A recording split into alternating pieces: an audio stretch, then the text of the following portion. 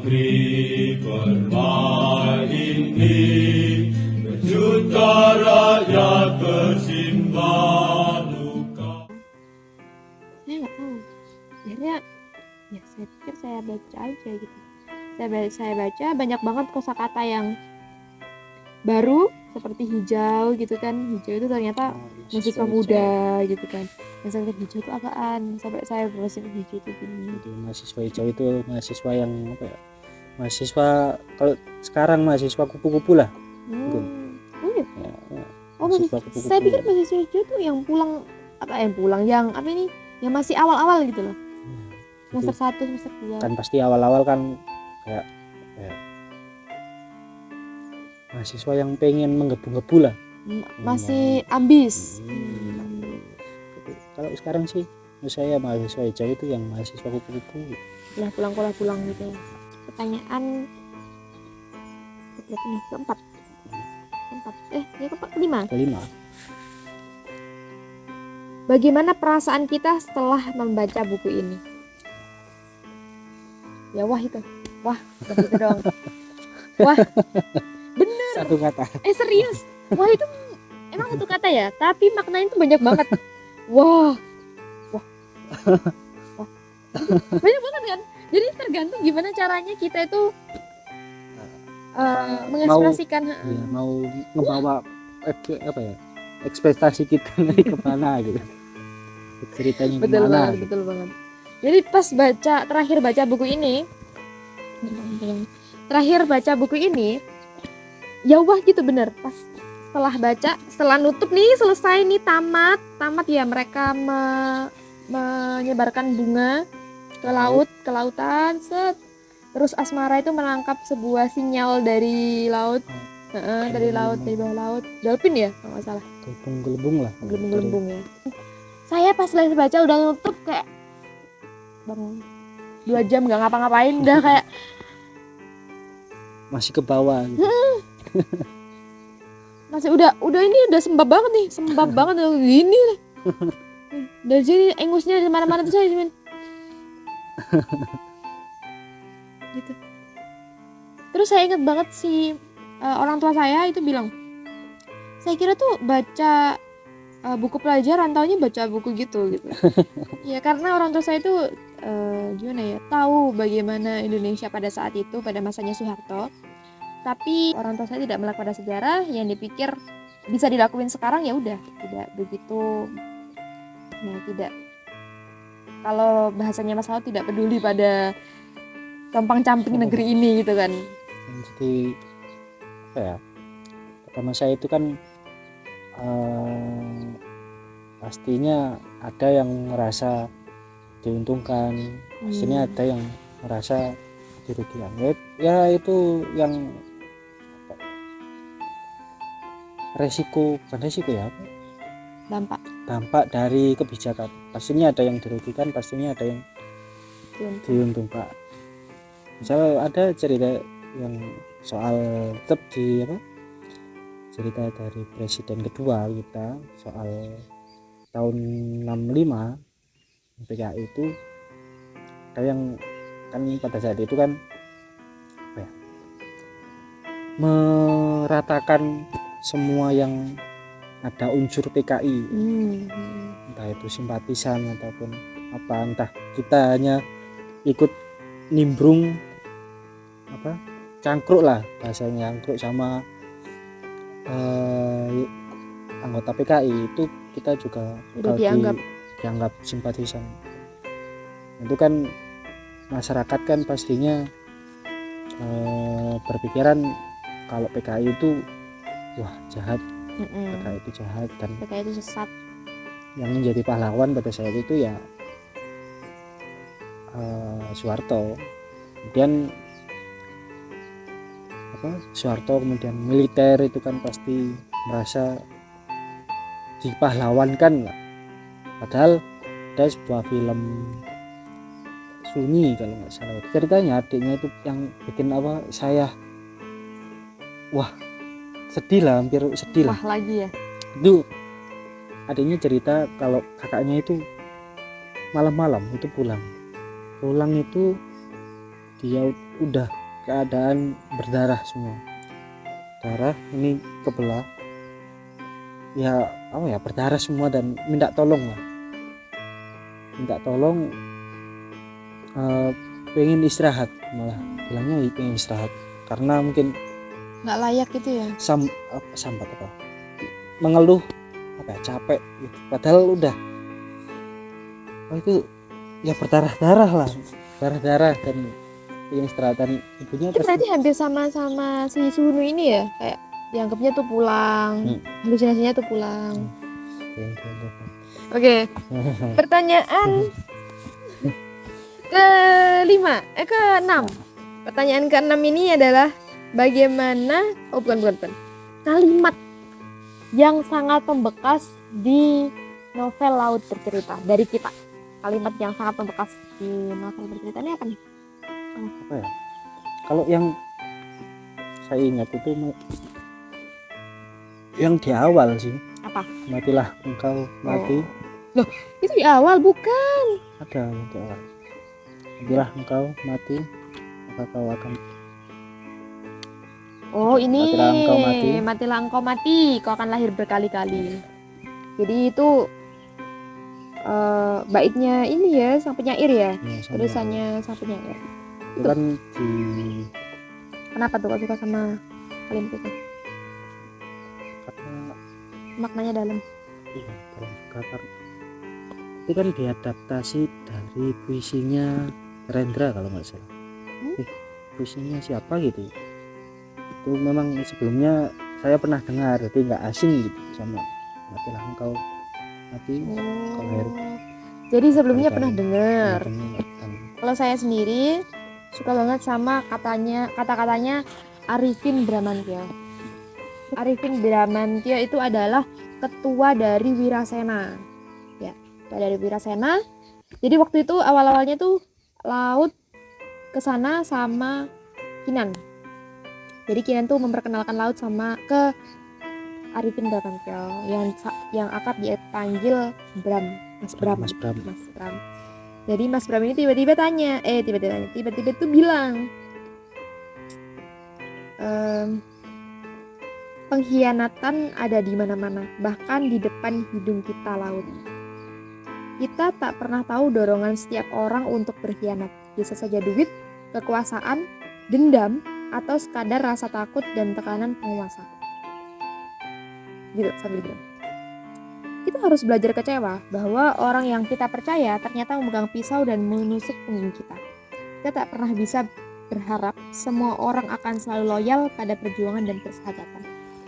Tuh sangat wah, iya dalam banget omongannya. Wah, terus ada lagi tuh omongannya Anjani yang hampir sama kayak ini Bram. Nah, pas Anjani tuh makan mie buatannya Laut. Ya. Jadi mereka melukis mural di Sayegan itu kan, di rumah hantu Sayegan.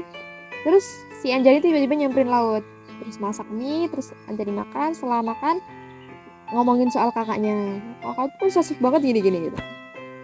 Terus itu tuh berarti sayang segala macam, si Laut itu gitu. Terus dibilang gini, tapi kan sekarang bisa bebas, bisa keluar dari rumah gitu, bisa kuliah di Jogja.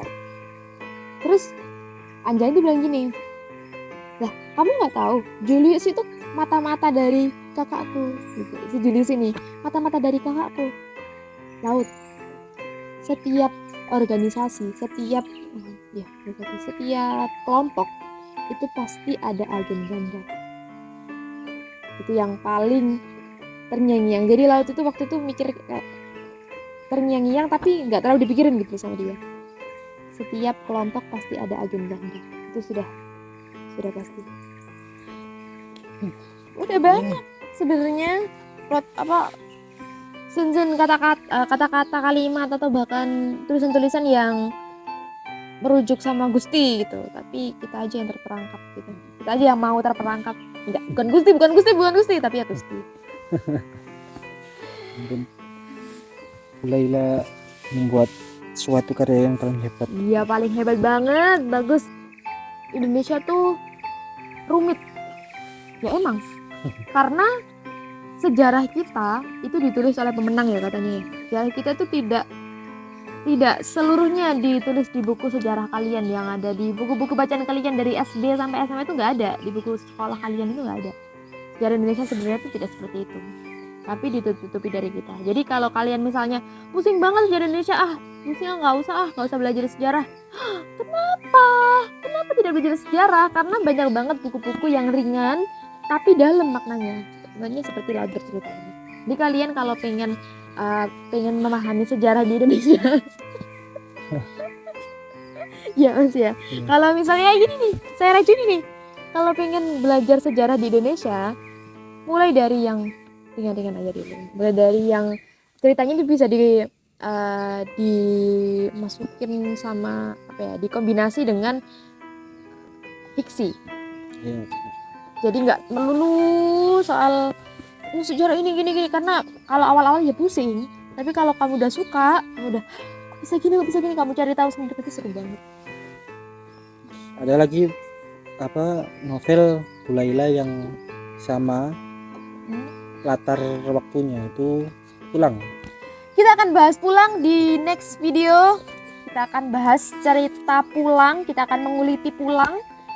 Sama pertanyaannya akan seperti ini, atau mungkin nanti akan lebih banyak lagi pertanyaannya, pembahasannya akan lebih panjang. Dan yang pasti jangan lupa beli novel Laut Bercerita karyanya Bu Laila yang ori. Dan ini laut. Iya. Saya mau cerita. Kalau setiap saya membaca itu pasti langsung googling. Karena bukan kata atau kata yang rumit atau apa. Karena kan Bu Laila sendiri kan menulis ini kan dari narasumber yang mengerti kejadian saat itu di tahun itu. Iya, bahkan ada yang dilolosin terus mau jadi narasumbernya. Dilolosin dari penangkapan aktivis 98 itu. Ada yang dilolosin. Jadi based on true story gitu ya. Jadi langsung dari narasumbernya yang merasakan penyiksaan itu. Jadi langsung saya cari tanggal sekian ini ada kejadian apa, terus kayak reaksi Belangguan tadi ada kejadian apa, memang benar ada di Belangguan itu. Jadi karakter yang kamu suka nih dari film novel Laut Bercerita apa? Alex sih. Alex. Karena juga suka foto juga. Oh ini Alex nih. Kenapa ya Gusti kok nggak dicantumin di sini? Pasti takut kita dendam semua ya, Bu Laila ya. Alex. Kalau aku suka Mas laut dong. Ini udah pasti udah jelas dari awal suka sama laut meskipun umurnya pendek tapi tetap suka. Next, aku pingin banget ada versi laut yang umurnya lebih panjang ya, laut ya, tolong. Real. Tapi saya tuh sebelum saya tutup video ini, saya tuh ada kebingungan. Kalau misalnya Bu Laila nonton video ini, saya ada kebingungan di novel Laut Bercerita. Tadi udah aku itu ya. Di halaman berapa tadi ya? Oh ini nih, ketukan pintu. Jadi ada kata yang bikin saya tuh kok gini, ini maksudnya apa gitu. Oh iya, by the way aku udah nonton filmnya Laut Bercerita, short movie. Aku ngobar sendiri loh.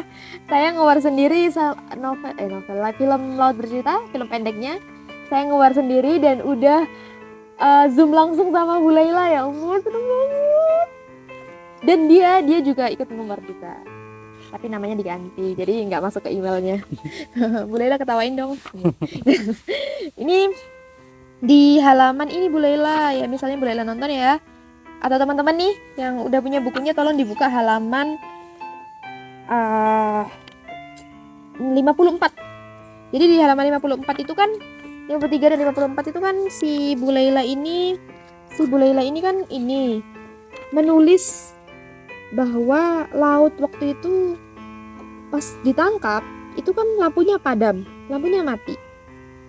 Terus laut itu pas mati dia itu ngeraba senter. Nah pas ngeraba senter itu dia lihat ke menyelinap di jendela, dia ngelihat rumah-rumah di sekitarnya tuh terang, lampunya tuh lampunya tuh nggak mati gitu. Nah terus lampunya nyala semua, sedangkan lampu di rumahnya rusunnya tadi kok mati sendiri. Dia nggak berpikir aneh-aneh, dia coba, karena dia lapar banget kan waktu itu, terus Daniel juga belum pulang, jadi dia coba buat bikin kopi. Tapi nggak lama kemudian ada pintu digedor. Nah yang saya bingungkan adalah di halaman 226 itu ditulis Laut itu menulis surat untuk Asmara adiknya. Nah tanggal 13 Maret 1998 itu kan Laut ditangkap dan bertepatan dengan hari ulang tahun Asmara Jati.